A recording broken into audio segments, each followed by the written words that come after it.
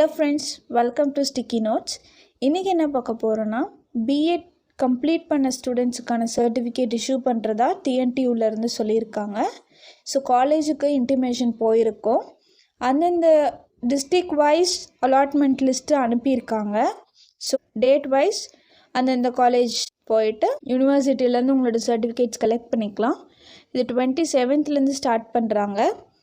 So students, நீங்கள் உங்களோட காலேஜுக்கு கால் பண்ணி உங்கள் ஸ்டாஃப்ஸ் கிட்ட எப்போ உங்களோட சர்டிஃபிகேட்ஸ் வாங்கிக்கலான்றதை கேட்டு தெரிஞ்சுக்கோங்க.